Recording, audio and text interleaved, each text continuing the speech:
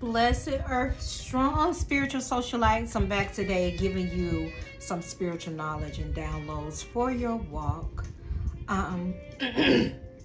If you're new here, hello to you. My name is Vasori J. I am the owner and operator of an online spiritual botanica called Visions by Vasori. My spiritual mastery is healing, love, and as well prosperity. I'm self-taught and experienced by life, and that is the only way that I teach and guide. Welcome guys, welcome to my channel. Today, babies, we're talking about the Magickal Apothecary.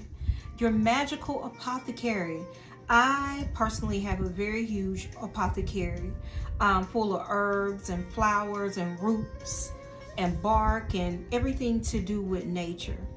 Some seashells, waters. That is what I call your Magickal Apothecary. A good witch keeps a well-stocked supply cabinet of all her ingredients. Of all your ingredients. And if you don't have it on hand at that time, you will have something on hand that also sets the same intentions of the spell work that you are doing at that time. A good witch keeps a well-stocked cabinet. Do you hear what I said? Yes. Witchcraft shops often do carry the unusual, the hard to find items that you might want to use in your craft or in your magical workings, connecting us to our ancestors. Also, for they can be used as unusual ingredients for different types of work. You know, it's so many different types of spell work, but you have to be prepared when you write your spells and have your stuff all the way together.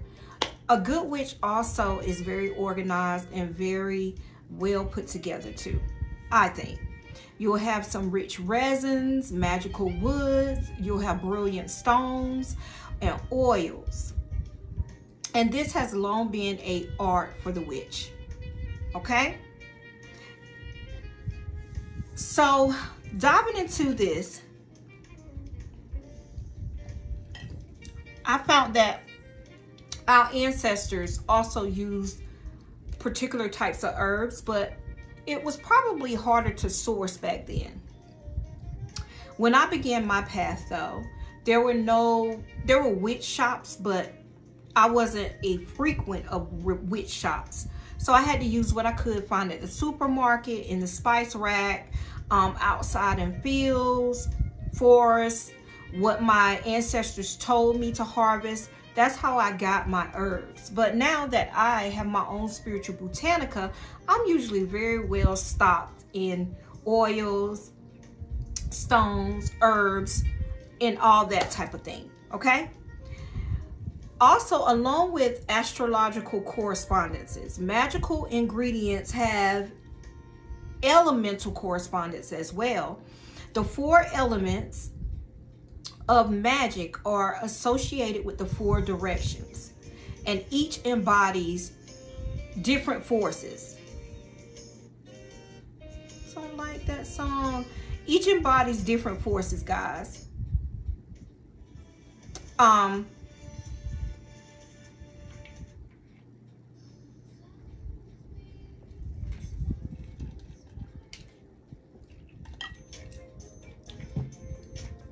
So with the 4 elements and the 4 different cardinal directions, the forces are best described in the form of the element. Okay, if that makes sense. So water is good for emotions, love, healing, relationships, family, home, nurturing, the flow of things, and psychic ability. If you look at fire as an element, fire is, I'll say, for will, for light, the drive, passion, your career. energy, your life force, creativity, sexuality, as well as spirituality. If you're looking at the element earth, I would say sovereignty, law, body, physical world, finances, money, prosperity, house, health, as well as wealth. If you're looking at the air element, you're looking at truth, you're looking at life, communication, information, knowledge, breath, travel, perception, and your memory. All right?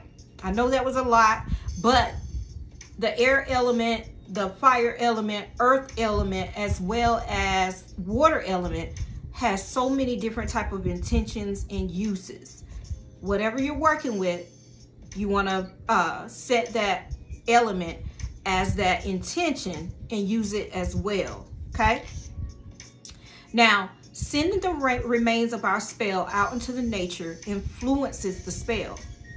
Scattering it to the winds can bring us information or send a message up into the universe, right?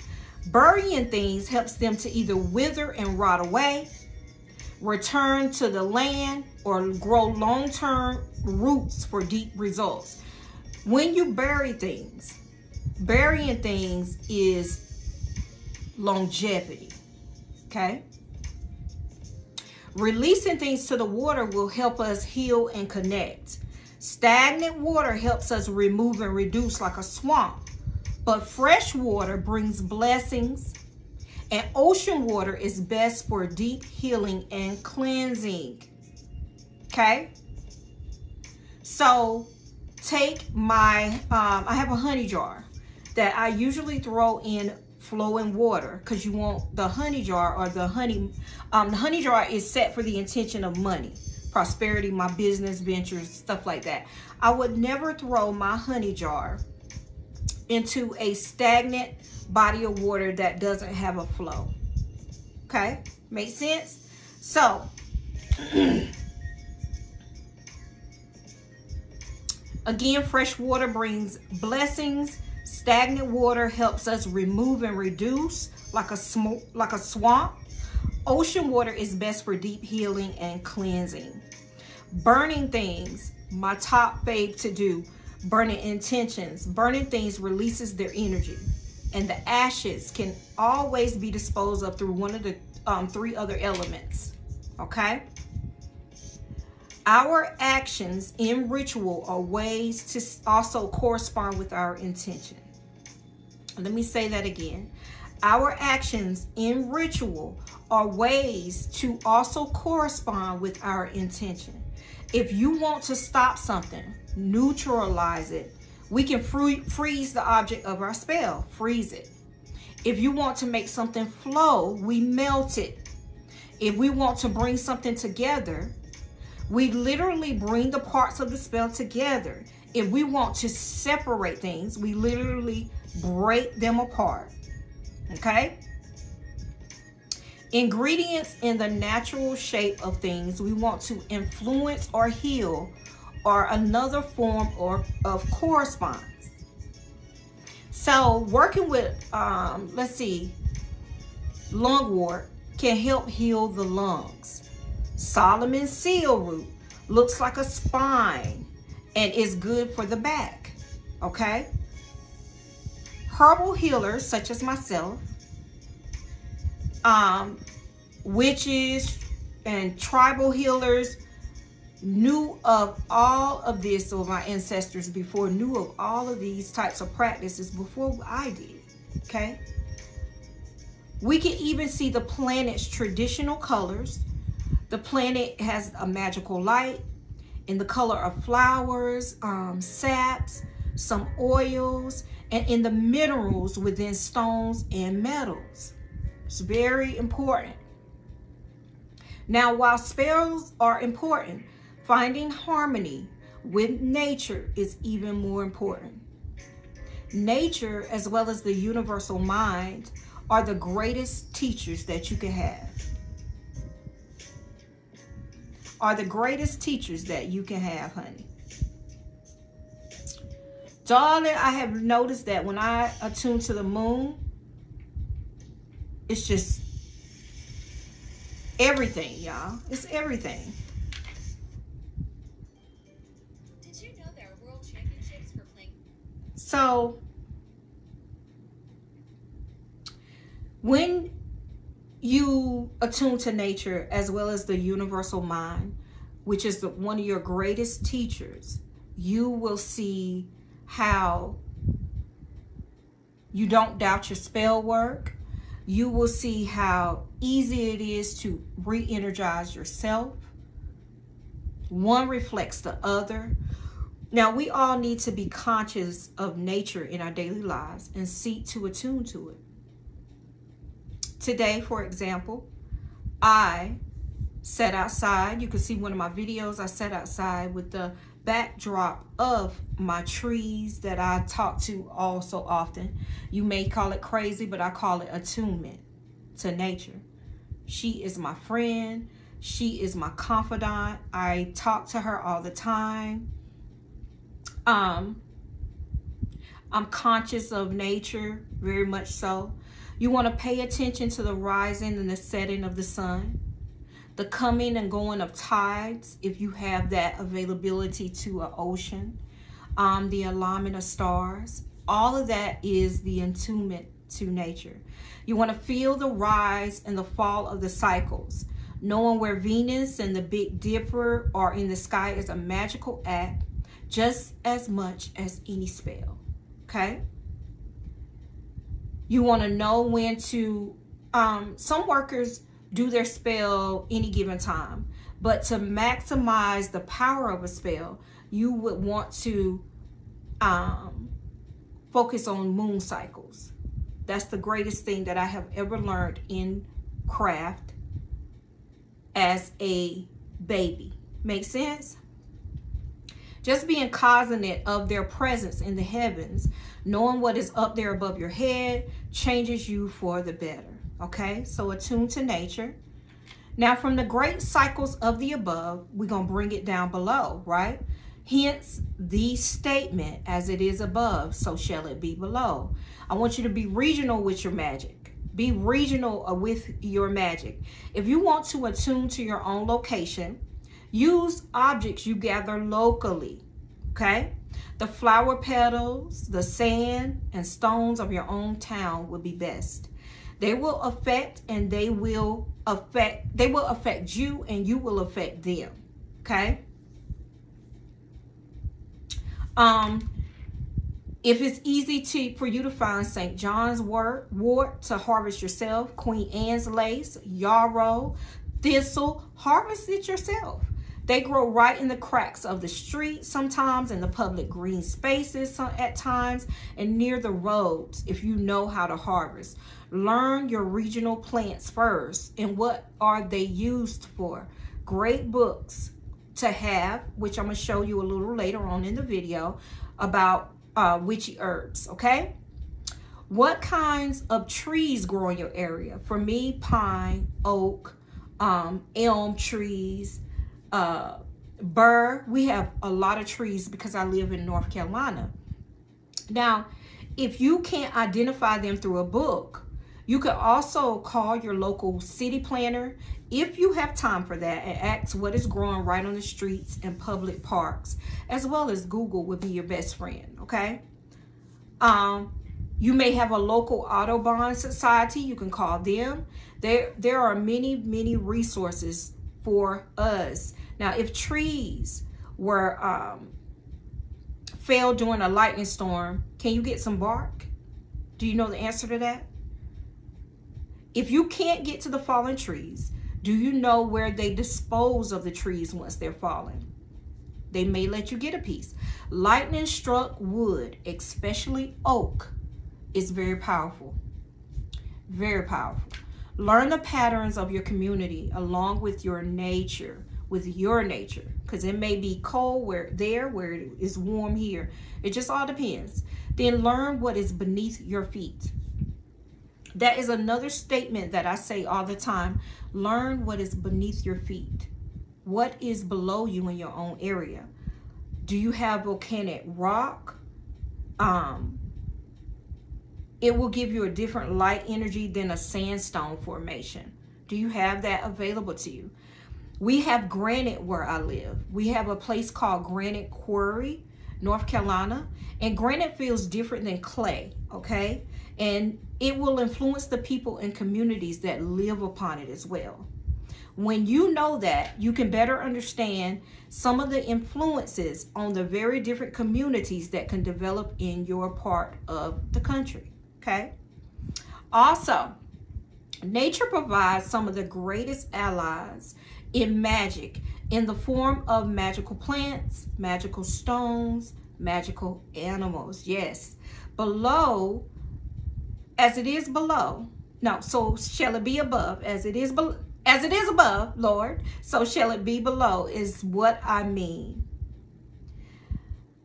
So with magical plants, with magical stones and animals, both traditional and modern now, that always sometimes have stock in my own apothecary. I'm most of the time stocked with those type of things in my own apothecary. You can also find a lot of items in grocery stores, especially Korean grocery stores, to create your own type of apothecary. I also sell herbs in my store, visionsbyvasori.com. I have a herbal apothecary. Well, I sell a lot of my herbs as well as a package deal. So that was my video on magical apothecary, okay? Not just being herbs, but you're talking about stones, you're talking about animals, you're talking about oils. Get your magical apothecary up. Okay? It's the greatest thing ever. Oh, my husband told me I love you. I love you too, honey. So let me grab this book for you. Hold on one second. All right, guys, so I pulled a couple of books from my knowledge spot. These are the books that I currently have available for purchase. And all of them are herbal magic, different ways to use herbs, barks, resins, sands, stones, everything, okay? This first one here is the Book of Herb Spells by Sherilyn Darcy. And it's like this. And this particular book includes 60 sacred herb spells, spell casting, and spell crafting basics, magical gardening, dedicated lessons on how to write and cast your own spells. This is a great book. Let me open it up. Let me show you guys what it looks like in the inside. It gives you pictorials. And this particular chapter is herb spells for protection, clearing, and banishment. This one right here. And it gives you use an agrimony and colt's foot bad vibe clearing spell. Okay? It gives you the whole entire spell. And I don't have my glasses on, so don't ask me how to read this because I can't right at this moment. But this is another spell, and that one is for using tansy and mugwort for a protection spell. Okay? And this one is this book here, The Book of Herb Spells by Sherilyn Darcy, available in my store. Another one that I pulled is The Witching Herbs, 13 Essential Plants and Herbs for Your Magical Garden. This here is a powerful book. Power book, a lot of knowledge in here. It is by Harold Roth. And it offers vast amounts of esoteric information that is not easily found elsewhere. Okay, take for example, yarrow and shape-shifting. It gives you all of that. Let's open up another page. It gives you mugwort and elemental fire, using mugwort and the fire element together. It's so detailed, simple. Belladonna, wormwood, hyssop, yarrow, clary sage. It gives you all the witching herbs. And it's 13 different witching herbs in this book. Okay? Next, if you're a hoodooist, I would tell you to get Papa Jim's Herbal Magic Workbook, baby. How to use herbs for magical purposes. I noticed that some things in this particular book, which is hoodoo based, is not in this book, which is Wiccan based. Okay, so don't just stop at one. Come purchase more than one, because you're gonna need it. I'm telling you, if you want to learn. So this particular book is Papa Jim is a very famous healer and root doctor. He brings you this compilation of remedies and potions from all over the world. He shares all his secret recipes in this particular book. Easy instructions on how to make herbal baths, mojo bags, sprinkling powders, incense, and teas for love, luck, sex, money drawing, gambling, protection, hex breaking, jinx removing, and much more. This is the book. It gives you 150 common herbs. And this is what it looks like in the inside. This page here talks about colic root, colt's foot, comfrey root, coriander. Flipping the page, orange blossoms, orange flowers, Oregon grapefruit, nutmeg, nettles, all of that. All right. Now we're going to talk about the book that I just showed you. It's The Secret Craft of the Wise, Magical Herbalism by Scott Cunningham. Scott Cunningham, Wiccan books is where I would tell you to start when you're a newbie in the craft. This is not my walk Wiccan, but it is so packed full of valuable information that you can use on your walk. Okay. So this book here is the classic introduction to magical herbalism. It gives you the magical names of herbs, flowers, trees, and roots. It gives you a list of baneful herbs and flying ornaments as well.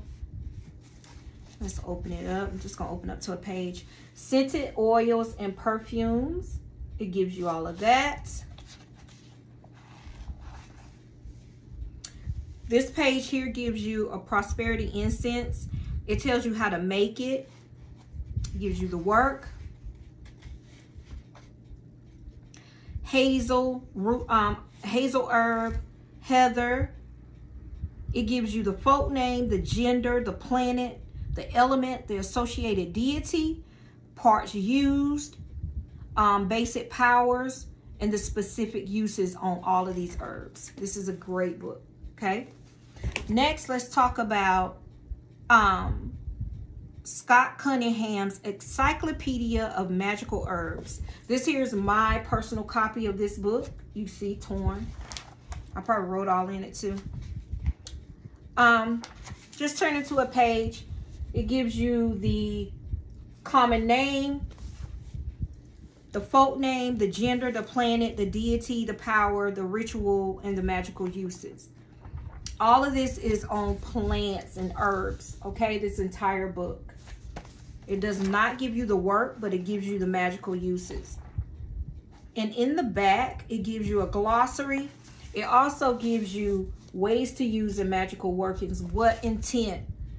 And so for purification, you're going to use bay, you can use benzoin, bloodroot, broom, cedar, coconut, copal, fennel, hyssop. It's so much. So this book right here is great too. I gave you 1, 2, 3, 4, 5 herbal books to use in your magical walk, guys. I hope this has helped you. Please do not forget to like, subscribe, share, and support your girl channel. It's greatly appreciated. If you are interested in any of these books that I showed you or any herbs that you need, go to my site, visionsbyvasori.com. They're readily available, and I hope you all have a great night. Many blessings. Bye, y'all.